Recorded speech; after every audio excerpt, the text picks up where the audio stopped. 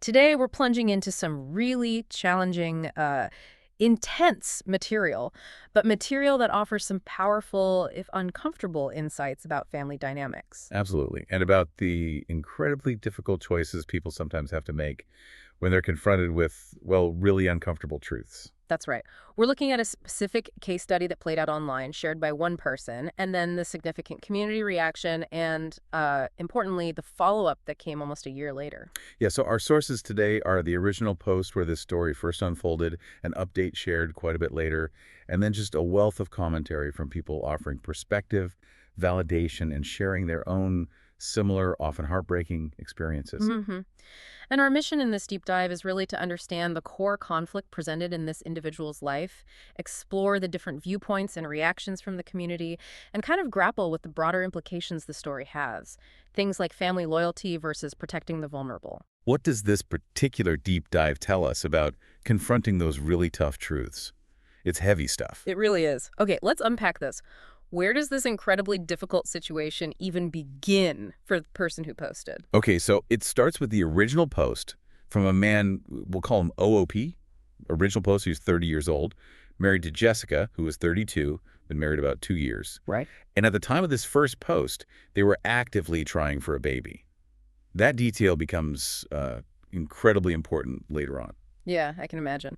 And there's an existing family dynamic we learned about early, isn't there? Jessica is estranged from her older sister, Mary. Exactly.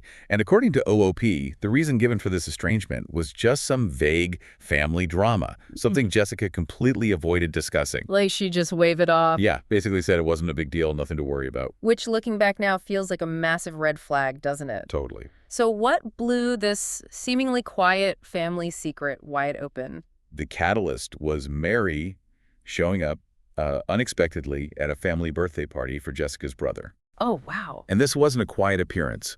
She publicly confronted Jessica and her brothers, making an absolutely shocking accusation that their father was a child molester. Oh, my God. You can only imagine the scene. What was the immediate aftermath like for OOP? He must have been reeling. Total confusion. Hmm. His wife and her family largely dismissed Mary's accusation, acting like she was the one causing a scene. Yeah. Like she was the problem person. So he gets home with Jessica and has to ask. Yeah.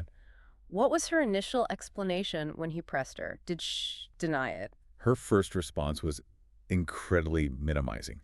She said Mary used to claim their dad molested her when they were kids, framing it as just a claim, not fact. But he pushed, right? He didn't just accept that. He asked if it was true. He did, and this is where the story takes just a gut-wrenching turn. When pressed, Jessica kind of stuttered and then admitted she knows their dad used to do bad things. Bad thing. Yeah. She revealed that Mary cut them all off when she turned 18 because of this. And then, in what OOP found horrifying, she minimized it even further by saying their dad had apologized to Mary, so there's nothing else anyone can do for Mary. Wow. Wow. As if an apology just erases decades of trauma and estrangement. Exactly. That minimization is just chilling. OP described feeling appalled, right? Feeling terrible for Mary and shocked by Jessica's reaction. Her saying he was judging him off something that happened 2 decades ago. And that her father was just in a really bad place. Unbelievable justification. Absolutely. Yeah. And this is the critical turning point for OOP. He immediately told Jessica, unequivocally, there was no way he could have her father, a man who had done this, according to her own admission around any future children they might have. A totally reasonable boundary. And how did Jessica react to that? Angrily. According to OP, she started shouting, insisting that whether he liked it or not, her father would be their child's grandpa and would be in their lives. So zero room for his boundary or his concern. None. Just complete shutdown. Faced with that absolute refusal to acknowledge the gravity, OOP set a clearer boundary. They needed to hold off on having kids and have some very serious conversations about this. Which seems completely necessary. Right. But Jessica was furious, leaving OOP feeling like his wife was minimizing something incredibly serious, questioning her judgment, and wondering if he was somehow in the wrong for his reaction. And that question, am I the asshole, was the central point of his original post. He was looking for validation or perspective from the online community. And the community response was pretty immediate and strong, wasn't it? Oh, overwhelmingly so. The consensus was basically instant and firm. NTA, not the asshole. Yeah. And the advice was blunt. Get out of that marriage. Like now. What were some of the core concerns raised by the commenters? What stood out? Well, the most chilling and practical concern that came up again and again was the safety of future children. It was almost the first thing people jumped to. That makes sense. Yeah, many commenters immediately thought about the terrifying prospect of leaving a child with this man. As one comment put it so starkly, someone who has glossed over child molestation. Would she want to leave a future child of yours with Grandpa for the night? That's chilling. Oof. Yeah, that hits hard.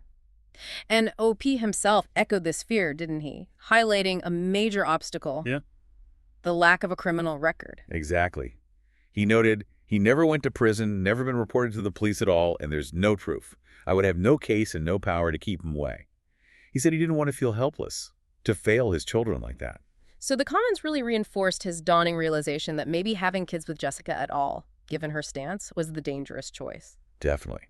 And another key concern many commenters picked up on, and that OOP realized himself, was the strong suspicion that Jessica had actively hidden this from him. Oh yeah, that concealment is huge. OOP wrote, I think this is a huge part of why I'm so angry at her. She had so many opportunities to tell me, actively gone out of her way to keep this entire thing from me. He realized he'd still be completely in the dark if Mary hadn't shown up that day. So after that explosive initial revelation and the online validation, what happened next? The update post comes almost a year later, right? Right. It took some time. OOP shared that a few days after his original post, he sat down with Jessica to really express how he felt. He laid it out. Okay, what do you say? He told her he wasn't okay with how she and her family had treated Mary, taking their dad's side, dismissing Mary's truth, trying to make her look unstable.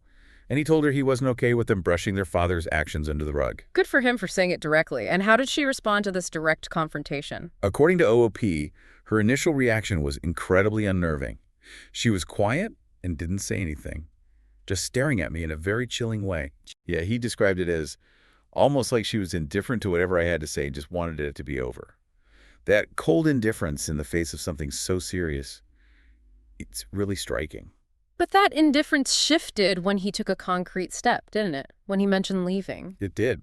Big shift. Yeah. He stated he needed time away to think, and suddenly she seemed shocked and panicked, started begging me not to leave, trying to pull him back into their normal routine, saying he'd get over it. And she tried to normalize it, didn't she? Like downplay the severity. Yes, she used that classic line, all families have skeletons in their closet, and that this can't define our marriage. Ah, the skeletons argument. Trying to equate serious abuse and cover up with, I don't know, Uncle Bob's gambling problem? Pretty much. But he didn't back down. No. No, he held his boundary, told her no, left the house for a few days, and began the process of disconnecting from her and her family, which must have been incredibly hard. Absolutely. After that period of separation, OOP took a really significant and brave step. He reached out to Mary. Yeah, that was huge. He found her on Facebook, sent a long message apologizing for how his wife's family had treated her, and offered his support. And how did Mary respond? Positively, she suggested they meet. So they met. What did Mary share? This must have been intense. They met for coffee. Mary shared her full version of events, detailing the abuse she suffered and the family's reaction after she first told them. OP said hearing it made him feel physically sick.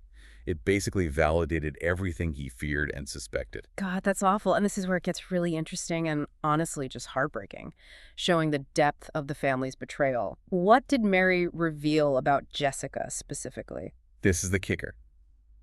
Crucially, Mary told him that Jessica had actively spread rumors about her having a mental condition that causes hallucinations. No, why? Specifically to discredit her, to preemptively dismiss any rumors Mary might start about the family. Mary confirmed that even years later, a lot of people still believe Mary has a mental condition because of Jessica. So Jessica wasn't just minimizing the past. She was actively, currently harming her sister's reputation and truthfulness. Still doing it. Weaponizing mental health to silence a victim. It's just profoundly cruel. Wow. That is a whole other level of betrayal. Exactly. And that conversation was the absolute turning point for OP. Hearing the full story directly from Mary, and particularly learning how Jessica was still actively harming her, it solidified his decision. He knew then. He wrote, I knew after that talk that I had to end things with Jessica. No more doubts. So he went back to their house and delivered the news. How did that conversation go? He told Jessica he wanted a divorce. He was apparently very direct and honest, telling her he cannot stand the thought of being her husband and a part of their disgusting family. Didn't mince words. And her reaction to the word divorce, what did she say? Her reaction was incredibly telling. It really encapsulated the family's twisted perspective. She cried, sure, but not about the abuse or Mary's pain. She That's asked very all this for her. all this for her, as in for Mary. Yeah. Putting the blame squarely back on Mary for speaking out, for rocking the boat, for causing this disruption. Unbelievable. That just shows everything, doesn't it? Precisely. And that response was OOP's final confirmation. He realized she hadn't changed one bit, was still the same person who participated in harming Mary, and was still actively doing so by spreading those rumors. There was just no reconciling his values with staying. No way. So the divorce process was ongoing at the time of the update, which is never easy. Right. OOP mentioned he was just surviving. Divorces are tough, but I know I made the right choice, which is such a powerful statement about prioritizing integrity and safety over over everything else in that situation. There really is. And amidst all this darkness, there's a genuinely positive development that came from OOP reaching out to Mary, which is kind of amazing. Yes, it's a really nice part of the update. They actually became friends. That's great. And OP invited Mary to a birthday dinner where she met his cousin, and they hit it off. OP shared that his cousin is crazy about her, and she seems really happy with him too. It's this little glimmer of hope and connection that emerged directly because OOP chose to believe Mary and break away from that toxic family system. That's wonderful. OOP expressed genuine happiness for Mary finding some brightness after everything she's been through. Yeah, it was a really positive note to end on for her story, at least for now. Okay, let's circle back to the commentary on both the original post and the update. There are some incredibly insightful themes about these kinds of family dynamics that came up repeatedly. Yeah, definitely. A very common thread, sadly, was the idea of families choosing to cover up abuse. Commenters shared similar experiences, saying their families chose to cover up some horrible shit like this. It's depressingly common. Yeah, and some noted that in these situations, often the only person who disowned the guy was his daughter but not his son, which highlights how gendered family roles or maybe attachments can sometimes play out in these awful dynamics. There is also a really powerful discussion contrasting the idea of family skeletons versus, as one commenter vividly put it, a whole cemetery. Right. We often think of family skeletons as, minor secrets, maybe gossip-worthy, not prison-worthy. Right. But commenters were quick to emphasize that protecting an abuser isn't a minor secret. It's not a skeleton.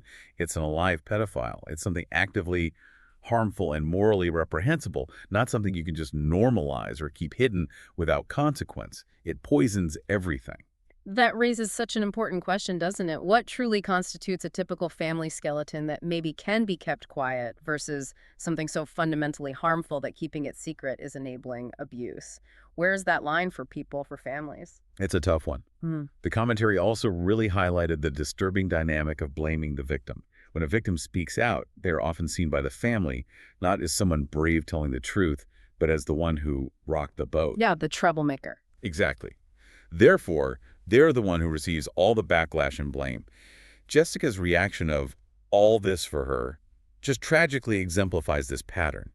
She's framing Mary, the victim who spoke out, as the cause of the marital problems, rather than her father's actions or the family's deliberate cover-up. It's twisted logic, but you see it happen. Another profound insight shared was the concept of grooming, not just of the victim, but of the entire family system. Yes, that was fascinating. The idea that predators don't just groom their victims, but everyone else around too, or that groomers don't just groom a victim, they groom their entire community. How does that work in practice?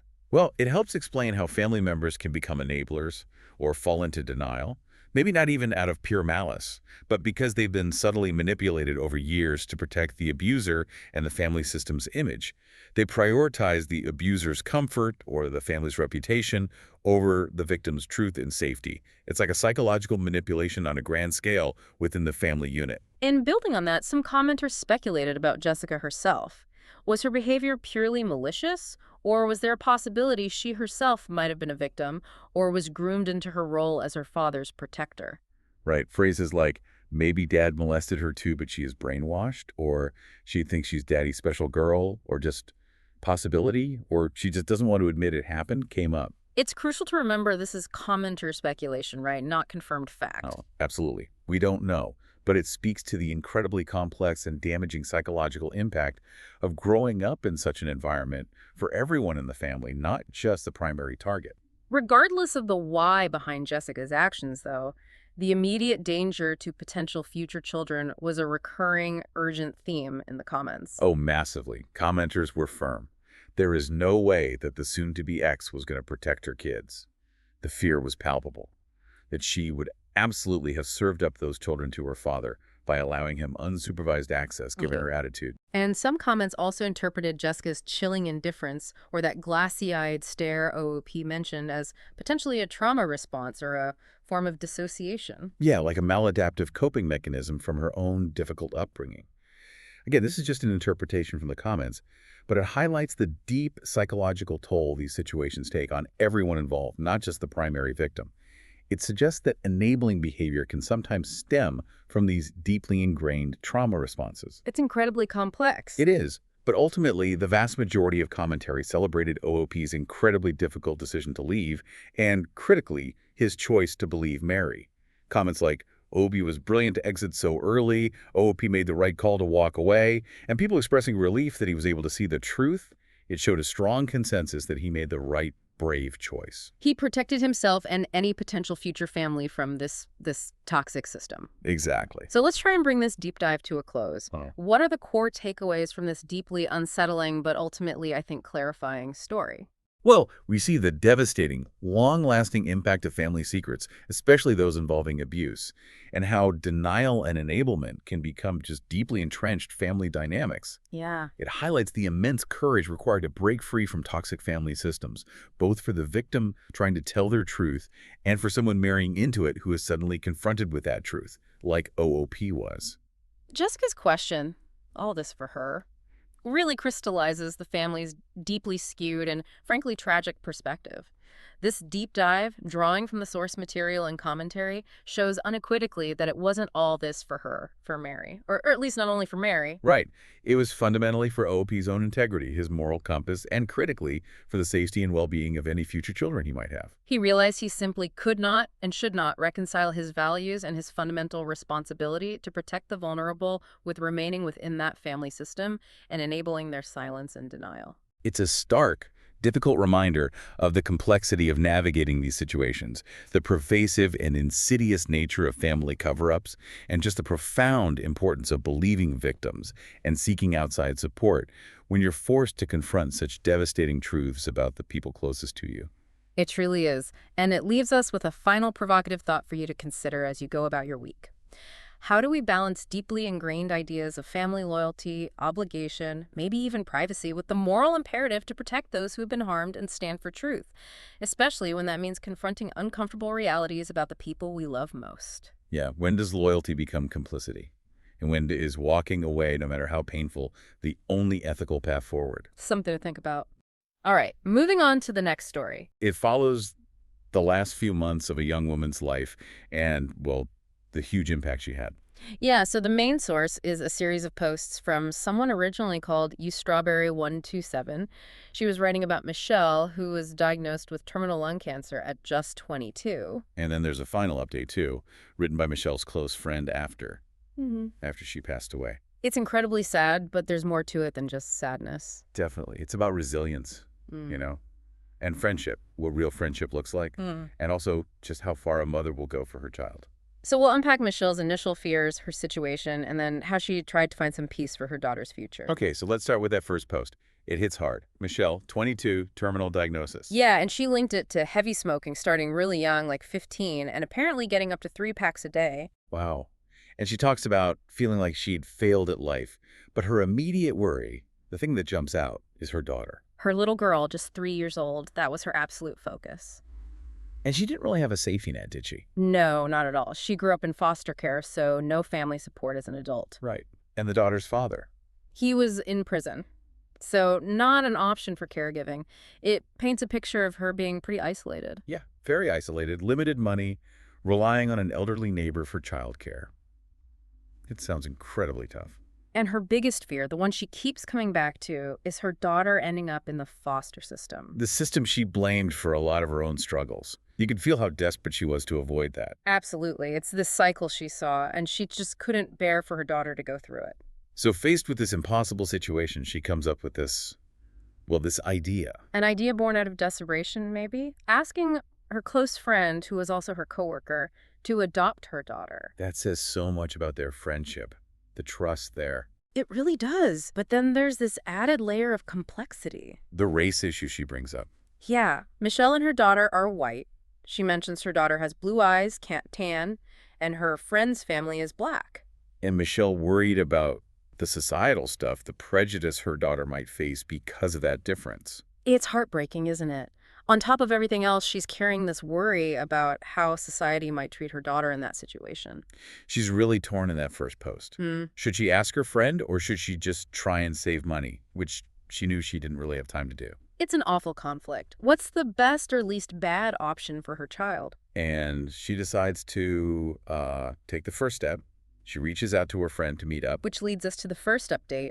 They meet. and Michelle tells her friend about the diagnosis, something she hadn't even told anyone else at work yet. Imagine hearing that. The friend was understandably shocked, but immediately supportive. And interestingly, the friend had her own reasons for being open to it. Right. Yeah, she mentioned having had complications during a second pregnancy, which maybe made her more receptive to the idea of adoption.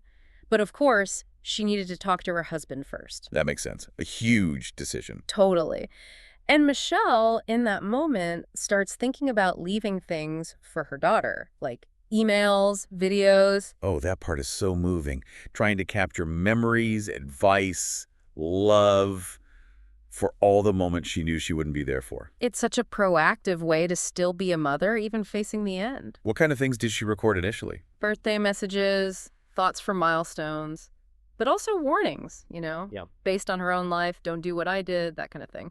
Trying to guide her daughter away from the mistakes she felt she'd made. Wow, powerful stuff. Then comes some good news, a real glimmer of hope. The friend gets back in touch. Yes, she and her husband had talked seriously. They were really considering it. They apparently had this tradition, a sort of waiting period for big decisions, which sounds quite thoughtful. That does sound sensible. And they made a plan. Michelle's daughter would start spending time at their house. So the husband and their son could get to know her. Exactly. Their son was 6. They wanted it to feel natural, for everyone to build a real connection, not just rush into it. How did that go initially? A bit slow at first. The daughter was hesitant, which is understandable.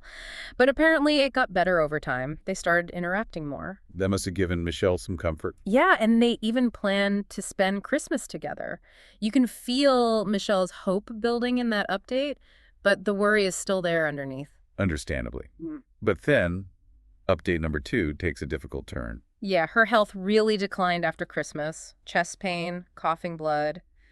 The reality of the illness was hitting hard. And then, just the worst possible timing, she lost her job. Fired. Yeah. Because her health was affecting her work and apparently her coworkers too. It's brutal. Suddenly she's in this dire financial spot. Can't pay rent, bills. Just when things couldn't seem worse. But this is where her friend and her husband step up in an incredible way. They offered for Michelle and her daughter to move in with them. Both of them. Yes. Just an amazing act of kindness and support. Michelle hesitated, though, didn't she? Felt like it was too much to ask. She did, but her friend was persuasive, said it would help with childcare, help the daughter settle. They could even start the adoption paperwork with their family lawyer. It was just this complete embrace, offering practical help alongside the emotional support. It sounds like that Christmas together was really special, too. It does. She mentioned 5 Christmas trees. It just sounds like this pocket of warmth and family connection amidst everything awful. And the Christmas gift for her daughter, Yeah. the Build-A-Bear. Oh, yes. With Michelle's voice recorded on it, saying how much she loved her and would always try to keep her safe. Something tangible for her daughter to hold on to. So powerful. And she gave her friend the passwords. For email, Reddit. Yeah, another example of her planning, making sure those messages and her story could be accessed. She was thinking ahead. The Reddit community response was huge, too, wasn't it? People offering help, even adoption. Overwhelmingly supportive. Michelle politely declined the offers, but the outpouring of empathy was clear.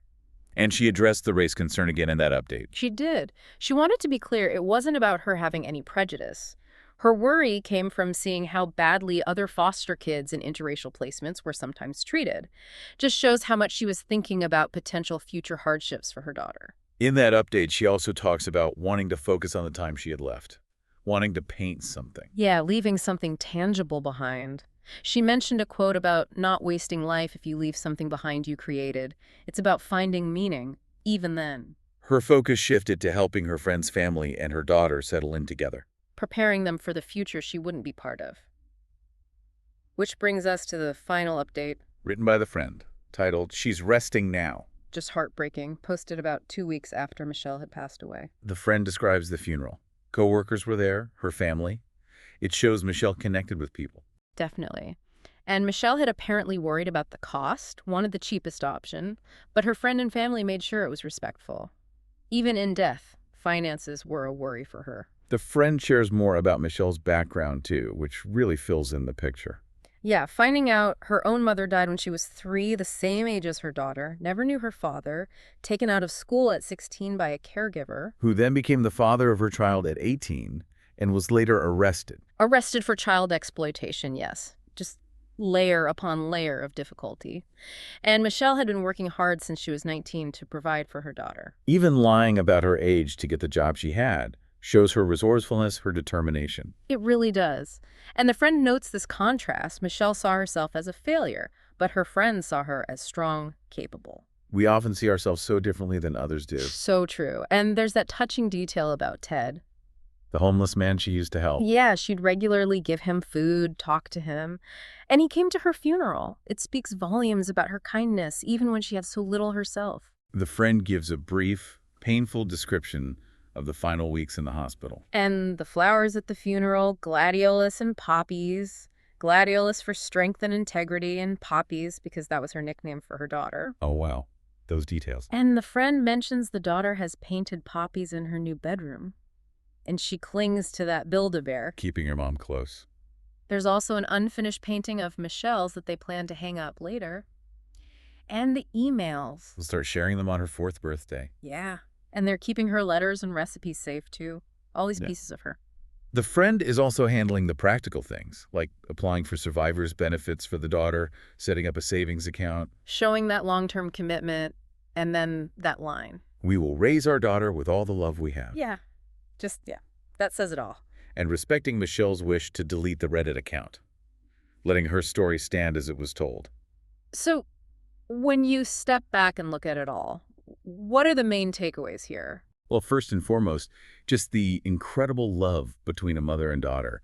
Everything Michelle did, every worry, every plan was for her child. Absolutely. And then the power of chosen family.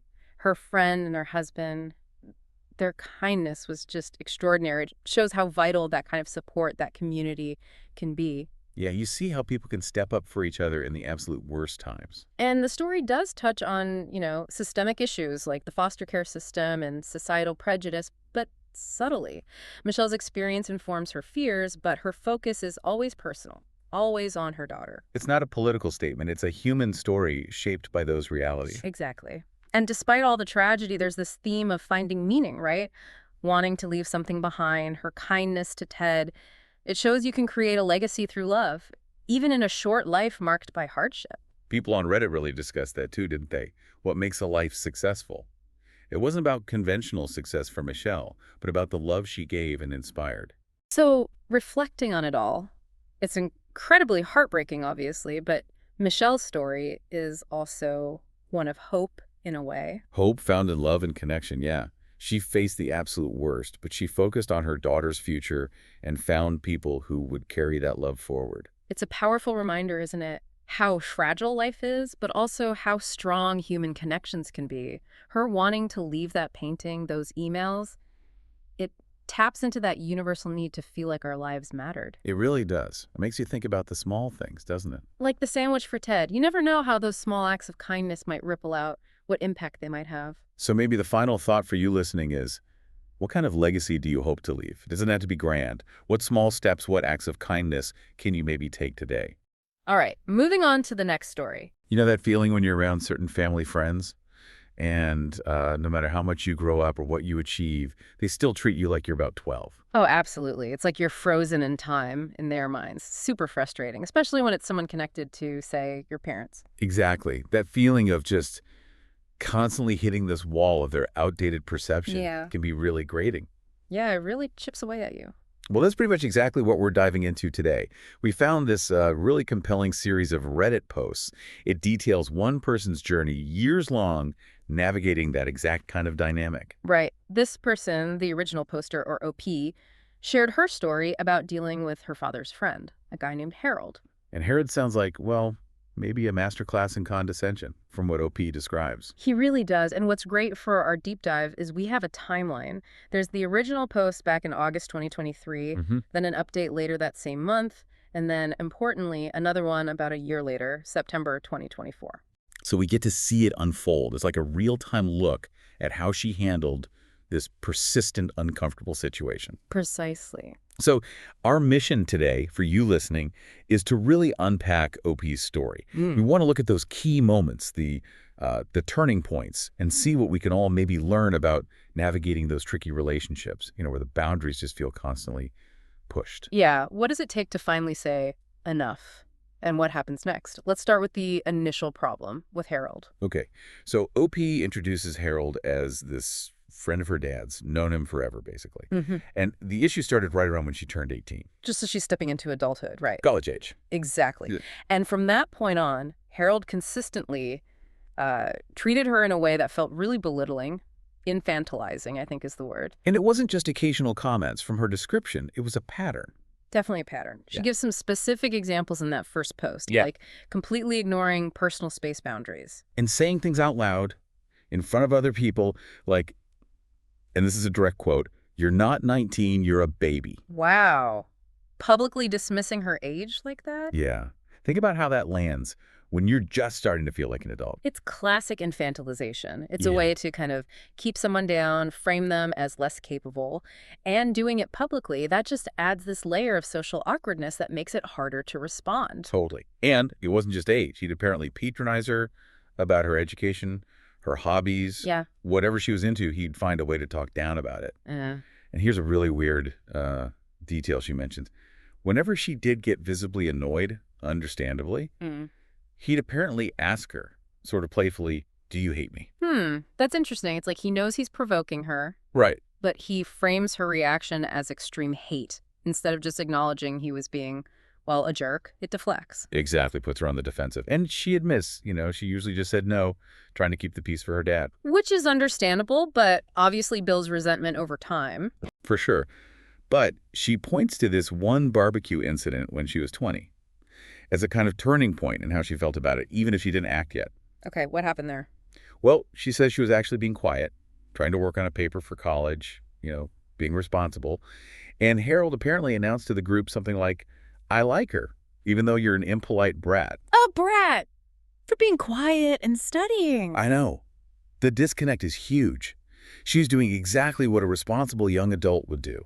That really suggests he just needed to label her negatively, maybe to feel superior or something. It makes total sense that this would be a moment where she starts thinking, okay, I need to avoid this guy. Yeah, she explicitly says after that barbecue, she started making a real effort not to be at gatherings if she knew Harold was going to be there. Smart move, avoiding the trigger. Okay, so let's fast forward about 6 years. This is the big one, the breaking point. It happens at a birthday lunch for her father's girlfriend at the time. Right. And by now, OP's situation has changed significantly. Massively. She's 26, she's engaged to be married, and she has a 6-month-old baby boy. You'd really hope, wouldn't you, that major life events like becoming a mother might make someone like Harold adjust their perspective, see her as an adult peer. You would think, but no. According to OP, Harold was still stuck in the same old groove. Still with the condescending comments. Oh, yeah. Throughout the lunch, he's giving her all this unsolicited, helpful advice, heavy air quotes there, about how she's too young for marriage, too young for motherhood. Ugh. Despite her clearly being married or engaged and a mother. Right. Luckily, she mentions most other people there seemed to kind of roll their eyes at him. They saw the absurdity. But then it got worse.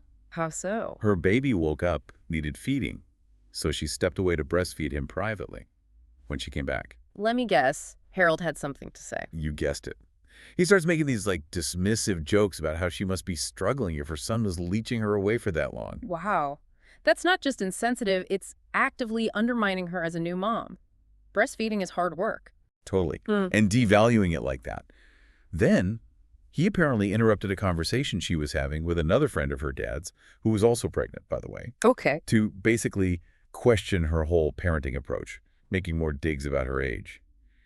And OP makes this pointed comment in the post that Harold himself doesn't even have custody of his own daughter. The hypocrisy is just staggering. He's Yeah. critiquing her choices from that position. It really shows he's just trying to assert dominance, position himself as the wise elder, giving unwanted advice. It's pretty wild. Yeah. But then came the comment, the absolute final straw. Okay, I'm bracing myself. He interrupted her conversation again, looked at her, and asked if she had, quote, thought about giving my baby up for adoption. Oh my God, no. Yes, while she's holding her 6-month-old son You too. after complaining about her breastfeeding. That's beyond condescending. That is cruel. It's deeply offensive, intrusive, just unbelievably out of line. Completely. You can just feel years of frustration boiling over in that moment. I can only imagine. So what does she do? She describes finally just turning to him, baby in her arms, and referencing his earlier playful question. She just said, yes, I do hate you. Can we go now? Whoa. She actually said it. She did. And then she, her fiancé, and the baby just left. Didn't say goodbye to Harold, just walked out. Wow. Good for her. That must have felt huge. A massive release, probably, even if maybe a bit scary after years of avoidance. Totally. A really decisive moment, standing up for herself and her child. So what happened immediately after the fallout? Well, it was mixed. Her fiancé, she says, was 100% supportive, told her he was proud of her for finally doing it. That's great. That's what you need. Definitely. But her dad, not so much. She said they had a small fight the next morning when he called. Not entirely surprising, I guess. Dad's caught between his friend and his daughter. He's probably used to her just putting up with Harold. Seems like it. He basically said the opposite of what her fiancé did. But OP also admits, a tiny part of her felt bad about the outburst, maybe the way it happened, but ultimately she knew she did the right thing. That internal conflict is common after setting a big boundary for the first time. Which brings us nicely to that first update she posted later in August 2023. It adds a lot of clarity. Right. She addresses some things people asked about in the comments on her original post, like, did Harold maybe have some weird romantic interest in her? Yeah, that came up. And OP says she really doesn't think so. His comments always felt purely condescending, belittling, never sexual or flirtatious. Though she does add that reading people's comments made her, briefly reconsider it, which is interesting. It shows how outside perspectives can sometimes make you reevaluate, even if your gut feeling was different. She also repeats that she's not someone who likes making scenes. Her usual approach is just to leave uncomfortable situations quietly. Which, again, highlights how extreme Harold's behavior must have been to push her to that point of direct confrontation. Totally. And she clarifies about the fight with her dad. Apparently, it cooled down quite a bit when she told him exactly what Harold said about adoption. Okay, so that specific comment did hit differently for him. Seems so. Though she's quick to point out, that wasn't the only reason she left, or felt the way she did for years. It was just the final, undeniable straw. Makes sense. Sometimes it takes that one really egregious thing to make someone else finally see the pattern. So after that, she set some really clear boundaries with her father about Harold. This is key. What does she tell him? Basically, look, I don't expect you to drop Harold as a friend. That's your choice. But I will not be attending any events where Harold is present anymore, period. Okay, clear line. And, crucially, if you lie to me about him being there, and I show up and he is there, I will turn around and leave immediately. Wow. That's holding him accountable for honesty, too. It's a really strong, mature boundary. She's not controlling Dad, just her own space. Exactly. And her dad's initial reaction, predictable maybe, he called her dramatic. Of course. Deflection again. But she had a great comeback. She put out Dad, I've been successfully avoiding him for 6 years without any drama. This isn't sudden. It works. Using his own desire for lack of drama against him. Smart. Right. And apparently he eventually agreed to her terms. He conceded. Good. Progress. Now, another really important point from this update.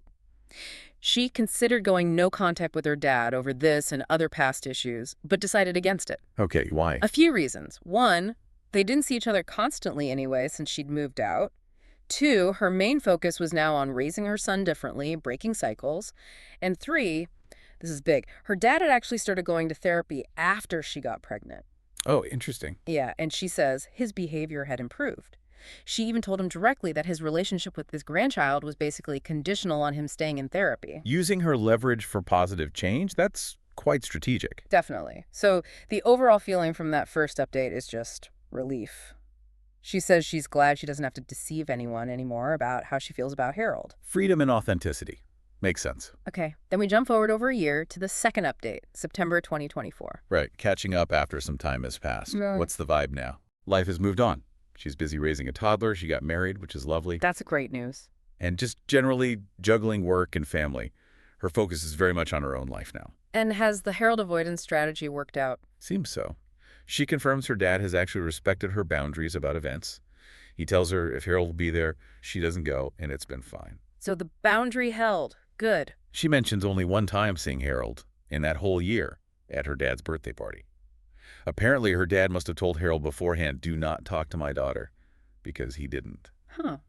So Dad did intervene proactively that time. Small win. A small win, exactly, but, and there's always a but, it seems, the awkwardness wasn't entirely gone. This time, it came from Harold's girlfriend. Oh dear. Like father's friend's girlfriend? Kind of. Ah. OP describes two interactions. First, the girlfriend comes over, gushes about how cute her son is, and then immediately follows up with, he needs a haircut, though. Ugh, the classic backhanded compliment. Nice, then jab. Textbook. Then later, the same girlfriend comes up to OP and says, you're shy, aren't you? Okay. OP says, no, I'm not.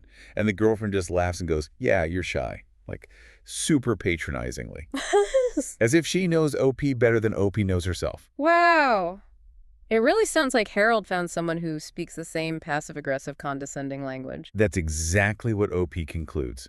She calls the girlfriend insufferable and says she and Harold are a perfect fit. Yikes. Sounds like OP will be avoiding her too. Seems likely. She also gives a quick update on her dad. He broke up with the girlfriend whose party started the whole drama, Oh, okay. and has a new girlfriend now, someone OP actually likes. Though she adds she's not holding her breath on it lasting. Keeping expectations managed, sounds like. But how is the relationship with her dad overall now? Better, actually. Significantly better. She says he apologizes more often now, which is new. She thinks it's a combo with the therapy still working. Good. And maybe, she jokes, her becoming slightly terrifying. Now she's a protective mother. Huh. Sometimes you just need that mama bear energy to get respect. She does acknowledge he's being a good grandfather, which is important. But, bottom line, she wants Harold nowhere near her life, and she's happy with where things are now focused on her son, her husband, her job. That sounds like a really positive place to land after everything. So, wrapping this all up, what are the main takeaways from OP's whole journey here? Well, I mean, it really hammers home how vital setting boundaries is, doesn't it? Yeah. Even when it's awkward, even when it involves people tied to your family. Absolutely. And it shows the real challenge of dealing with those, let's call them difficult personalities, especially when they have decades of history with someone you love, like Harold did with her father. Yeah. And it also highlights that feeling, that sense of empowerment, maybe, that comes from finally speaking up after enduring something unpleasant for so long. That moment she said, yes, I do hate you, it might have felt abrupt, but it clearly broke a long-standing unhealthy pattern. All right, so for you listening, maybe the aha moment here is recognizing if you have any similar dynamics in your own life. Do you find yourself tolerating things, maybe low-key disrespect, just to keep the peace, especially with, family-adjacent people? OP's story is a pretty powerful example of what it can look like to finally draw that line and say, no more. It wasn't easy, there was conflict, but the outcome seems much healthier for her. Definitely. So maybe here's a thought to leave you with. Consider those subtle ways you might tolerate disrespect, maybe for the sake of avoiding conflict or keeping family happy. What might it actually cost you long-term to keep prioritizing that kind of surface-level peace over your own feelings and self-respect? Yeah, what's the trade-off between maintaining that status quo versus the potential strength and freedom that comes from speaking your truth, even when it's hard? Something to think about. All right, moving on to the next story. It all starts, believe it or not, at a family barbecue. Seems innocent enough. That's usually how it starts, isn't it? Something small that just sort of snowballs. This story is a perfect example of that. We're tracing it right from the initial Am I the Asshole post through all the pretty jaw-dropping updates. Okay, so let's set the scene. Our original poster, OOP, he's at this family barbecue, maybe a bit reluctantly. Seems like it. Apparently there's this running joke where the younger kids, nieces and nephews, like to push people into the pool. Oh boy. Yeah, that sounds like a recipe for disaster, especially these days with phones everywhere. Kind of foreshadowing, really. Exactly. So this time, the kids target Oo. They've even got a phone out, ready to record the big splash. Of course they do. But OP, maybe he's wise to their game. He does this quick sidestep. Nimble. Totally. Hmm. And the kids, well, they miscalculate and end up at the pool themselves. And, uh-oh, so does the phone they were holding. And there it is. The spark. Things probably went downhill fast after that. Like off a cliff. OP's sisters just erupt. But here's the thing. They're not worried about the kids, who OP says are fine swimmers anyway. Nope. It's all about the phone. The soaped phone. Right. They blame OP entirely. Say he almost let the kids drown, which seems like a stretch, and demand he pay for the ruined phone. And their reasoning was? Get this. He should have just let them push him in. That was apparently the right thing to do. Wow. Okay, that's some serious entitlement right there. The focus instantly shifts to their loss, not his, personal space or anything. Right. And Reddit, unsurprisingly, gave him a massive not the asshole verdict. Yeah, I bet. That seems pretty clear-cut. Deservedly. But look, this whole pool thing, it's just the beginning. Our mission today is really to unpack how this one, kind of silly incident, spirals into this huge family meltdown. Yeah, it uncovers some deep stuff. Entitlement, like we said, but also some really questionable money issues, long-held grudges. It gets messy. Seriously messy. Yeah. Get ready for some twists, because honestly, you won't see where this is going. Absolutely. We'll follow how the conflict just keeps ramping up, the shocking things that come out, how the family's image kind of shatters, and, well, how they try to pick up the pieces, sort of. Okay, let's dive into that immediate aftermath. So the barbecue itself just ends badly, real. Oh, yeah. Apart from the pool drama, there's a brother-in-law apparently had a bit too much to drink Uh-oh. and does a faceplant, needs stitches, just adds to the whole chaotic vibe. Classy end of the day. And then the texting starts, I assume. You know it. Abusive texts start flying from the sisters and their husbands to OOP and his wife. So what do they do? What any sane person would do. Blocked, everyone involved, just boom, digital boundary. Good for them. But the parents get involved. They do. OOP's parents hear about the texts, and they are not happy. They actually step in, make the sisters apologize, trying to smooth things over, Ah, the classic parent move. Keep the peace. Exactly. But forcing apologies, Ah, it rarely gets to the root of the problem, does it? not usually. And sure enough, one of the BILs texts OOP again, still demanding money for the phone. Unbelievable. After the forced apology? Yep.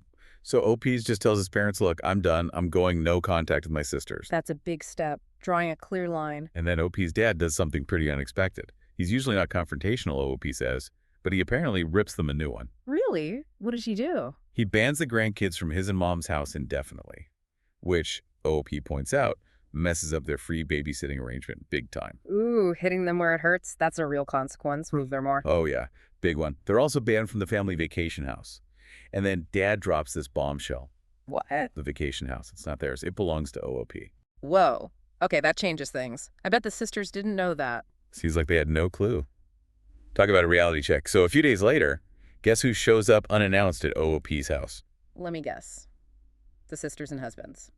Apology note in hand. Bingo. But OOP and his wife were out, so they just leave a note. OOP, though, still sticking to no contact. Good for him. Holding that boundary. This really sets us up for the next part, the financial stuff. It really does, because in the second update, OOP gives us some really important background.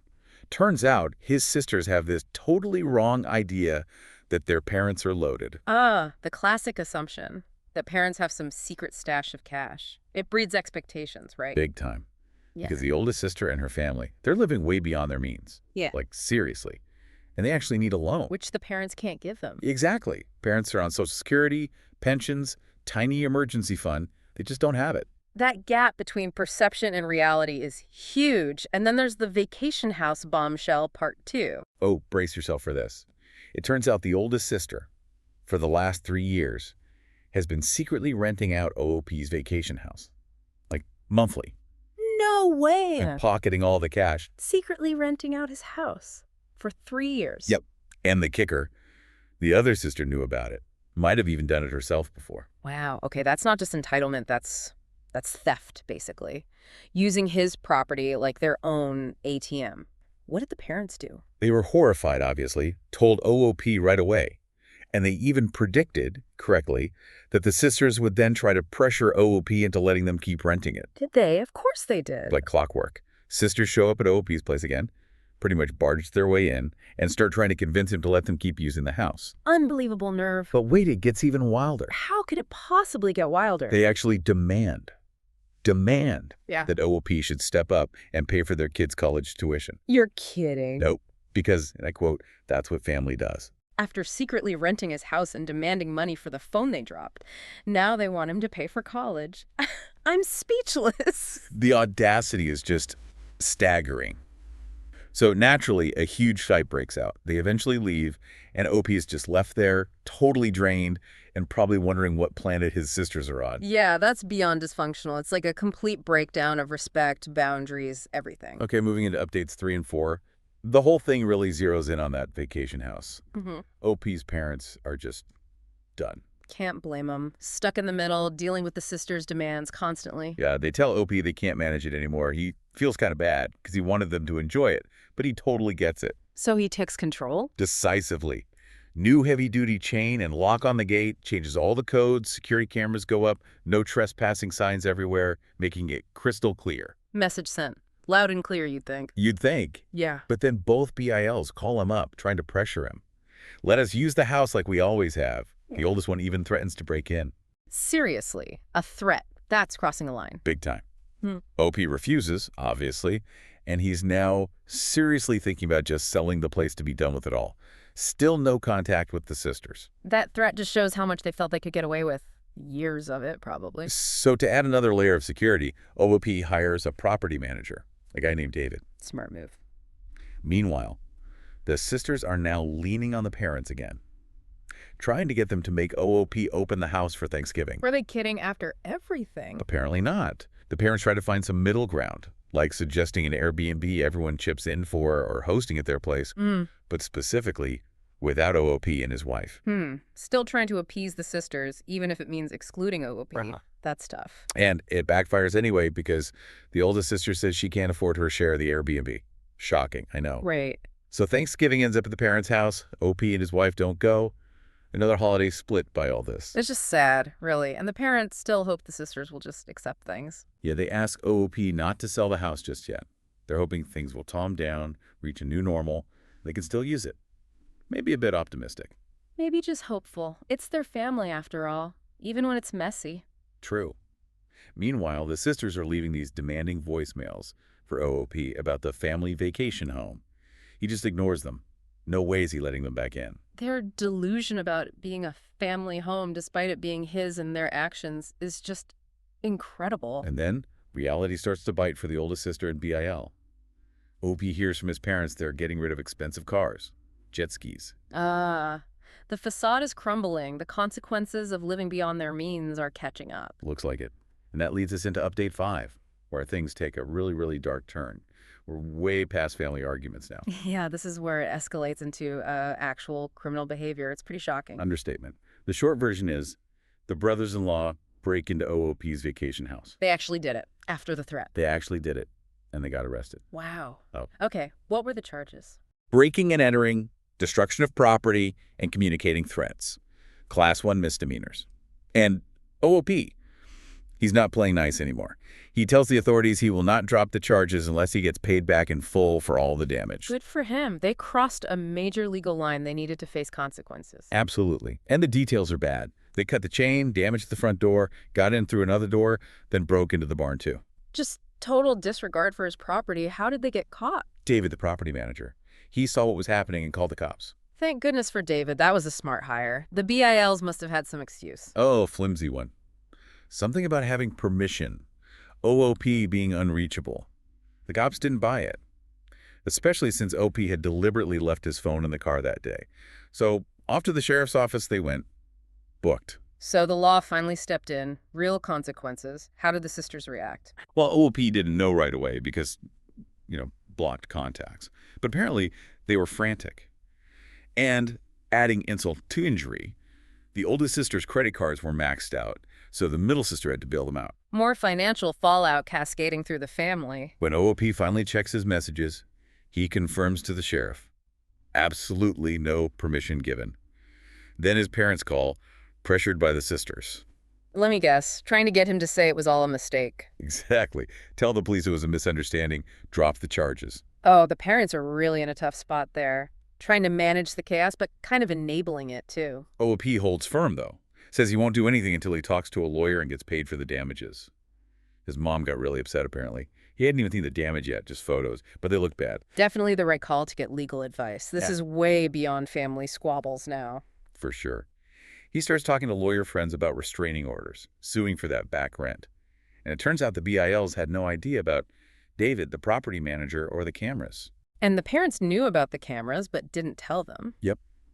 Trying to avoid drama, OOP figures. But, there were signs up. Clear warnings. Wow. Trying to avoid drama ended up contributing to a much bigger drama. And OOP's wife... She's had it. Done. Yeah. He's pushing for them to face the music, learn a hard lesson. Plus, the middle BIL's job has a security clearance requirement. Oh, that could be serious trouble for him. An arrest record is not good for that. Exactly. And about David, the property manager, turns out he's ex-police, retired after an injury, has PTSD, a service dog. His background definitely helped here. Has another layer to it. Competent guy in the right place. So OOP ends this update feeling really conflicted. He wants permanent, no contact, but part of him also wants to, make their lives miserable, which, honestly, after all this... It's pretty understandable. The emotional toll must have been huge. But wait, things shift again, right? Update 6 has a surprise. A big one. Just 5 days later, a courier shows up at OOP's office. Inside the envelope, a signed letter. Both BILs. A sincere apology, apparently. And a cashier's check for $5,000. Whoa. Okay, that is unexpected. What did the letter say? They admitted everything breaking in, the damage, said the $5K was for repairs, offered more if needed, promised to stay away unless invited, and the big ask. Please help get the charges dropped. Their jobs are on the line. They even offered to agree to a restraining order. That's a complete 180 from threatening to break in. What do you think caused that? Fear. OOP thinks so. The reality check of potential jail time, losing their jobs, legal fees, it probably hit them hard, a desperate move to salvage things. Facing real consequences can be a powerful motivator. How did OOP react? He was stunned. He already had a meeting set with his lawyer to talk about suing them. So he calls the lawyer, says, hold off on depositing that check, let's talk. Smart, cautious. What did the lawyer advise? The lawyer suggested a settlement and mutual release agreement involving all 4 of them, sisters included. Basically, suing could take ages, cost a lot up front, and no guarantee they'd ever pay. This way, they get a formal agreement, like a civil restraining order, and they could keep the $5K anyway. Pragmatic advice. Wow. Balance the desire for justice with the reality of the legal system. What was the actual damage cost? David, the property manager, estimated about $4,000, mostly the door. So the lawyer contacts the BILs, lays out the settlement idea, tells them to get their own lawyers. How did they respond? They agreed. The middle BIL apparently admitted they couldn't afford both damages and lawyers, and since they had no defense, dropping the charges was their priority. They sounded pretty desperate. Yeah, backed into a corner. OOP's lawyer also talked to the DA's office. They seemed open to dismissing the main charges if restitution was paid, and they had no prior records. But OOP might have to talk to the prosecutor himself. Lawyers strongly advised sticking to no contact. So a path forward emerged, mostly driven by the BIL's fear. And OOP said the apology itself meant something. Yeah, surprisingly. He said getting that written apology, even after everything, felt significant. Maybe more than the money, in that moment. A step towards closure, maybe. He also guessed the $5K came from the middle sister and BIL, based on the bank. Interesting. Could hint at some division within their little group. Okay, update 7. They're finalizing this settlement agreement. OOP and his lawyer add one more thing. That's that. The sisters and BILs have to pay OOP's lawyer fees, too, about $3,000. Makes sense. They caused the whole mess. They should cover the costs of fixing it. They tried to argue about it at first, but OOP's lawyer basically said, non-negotiable. Pay up, or we sue for everything back rent, damages, emotional distress, lost income, fees, and push for full prosecution. Yeah, that's laying down the law. Strong move. It worked. They folded, signed the agreement. OOP wasn't there, but apparently it was tense. Middle BIL basically took charge, told his sisters to shut up so they wouldn't screw it up. They handed over another check for $2,500, said it was all they had left. OOP took it. Total $7,500, covers damages and fees. So the deal is done. Legally binding. Pretty much. OOP then visits the house, sees the damage, meets the assistant DA. Since OOP got paid and doesn't want to push it, they agree to drop everything except trespassing a lesser charge. Class 2 misdemeanor. BILs plead guilty, pay a fine, get a warning. Seems like a reasonable outcome, all things considered. Accountability, but let's OOP move on. Yeah. He thanked the sheriff's office, updated David. The agreement has that strict no-contact clause with consequences. Yeah. And here's a big concession.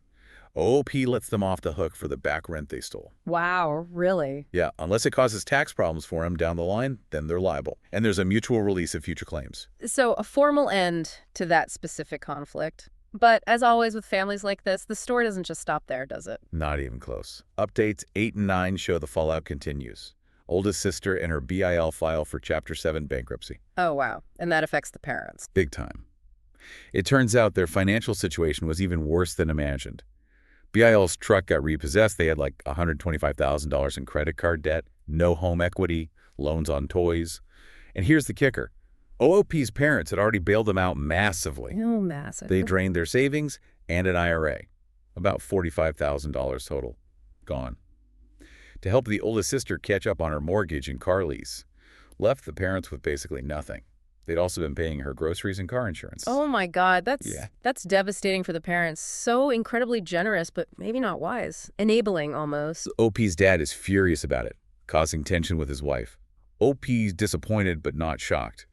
What really bugs him is the bankruptcy means the no-contact agreement loses its financial teeth for the oldest sister and BIL. If they break it, what can you do? They have no money. Right, the bankruptcy kind of shields them from that consequence. Any other family shifts? Yeah. Middle sister and her husband separated. Probably all the stress. Another casualty. On a positive note, OP's actually been enjoying the vacation house. Finds it peaceful. His parents use it too.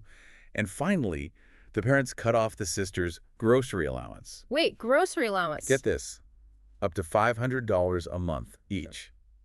For 17 years. 17 years. That is an insane amount of money over time. No wonder the sisters felt so entitled. The fight when the parents cut them off was apparently epic. Accusations, hanging up, parents aren't having them or the grandkids over anymore.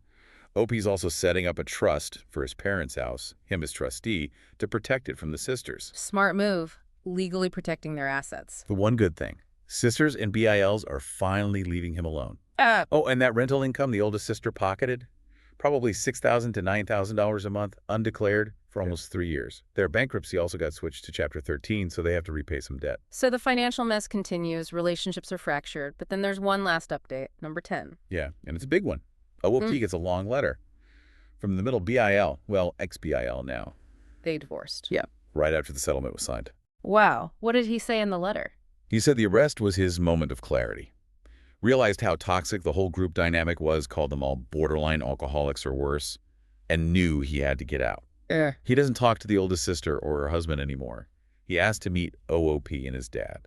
Did they meet? They did. And the ex-BIL seemed different, healthier, quit drinking, therapy, lost weight. He apologized sincerely for everything, including hiding the divorce. Confirmed the $5 K covered the damage. He's thinking of taking a job overseas for a totally fresh start. Sounds like a genuine turnaround for him. But there was something else, wasn't there? Something shocking. Utterly stunning. The ex-BIL told them OOP's sisters have basically hated him since before he was born. What? Hated him? Why? Apparently, they preferred things when it was just the two of them. When they drank, they'd always complain OOP was the favorite child, even though the evidence, like getting less college money, proves otherwise. That is deeply messed up. Lifelong resentment based on a false narrative. That explains so much of their behavior, but it's chilling. Right. OP and his dad were floored. Dad had no idea. OP felt kind of foolish for not seeing it. But it does make their actions make a twisted kind of sense. Ex-BIL also warned them the sisters and remaining BIL plan to turn the parents against OOP, using the grandkids as pawns, still thinking the parents have secret money. So the manipulation tactics continue. Unbelievable. He also admitted he and the middle sister rented the house out maybe 6 times over the years, but he declared the income. Offered to pay OOP back, but OOP said no. A final dose of truth, however bitter. How did the parents take this news about the lifelong resentment? Mom was especially devastated, hurt by the plans to alienate them and the whole hated since birth thing. She remembered being stricter with OOP, not favoring him. Parents have gone low contact with both sisters now, spending lots of time at the vacation house. Understandable. That's a hard truth to swallow about your own children. Oh, and the XBIL found OOP's Reddit posts, so they were mostly accurate, just biased, obviously. They even joked about finding each other boring. A weird little moment of connection in all the chaos, and OVP took steps to protect his parents. Yep, the trust for their house is finalized. He's back in therapy himself, says it's helping. Therapists advise staying no contact for now, but keeping an open mind down the road. A draining ordeal. Seems like a sensible place to pause this incredibly intense story. So just to wrap up, what started with kids trying to push someone in a pool became this huge expose of family dysfunction. We saw massive entitlement, crazy financial issues, secret dealings, even criminal acts. Yeah, and resentment festering for literally decades. The sheer level of entitlement from the sisters, the secret renting, the break-in, and that final gut punch revelation about them hating him since birth. It's just the layer upon layer of shocking behavior. It really shows how hidden dynamics can just corrode a family from the inside out. So turning it over to you listening, what part of this whole saga stood out most to you? Did any of it feel familiar or maybe shed light on complex family stuff you've seen or experienced? And maybe a final thought to chew on. Even with legal deals signed and people keeping their distance, can you ever truly fix resentment that runs that deep? Or is it just dormant, waiting for the next spark? Is no contact the only real answer, or does family history always eventually pull people back in one way or another? Something to think about.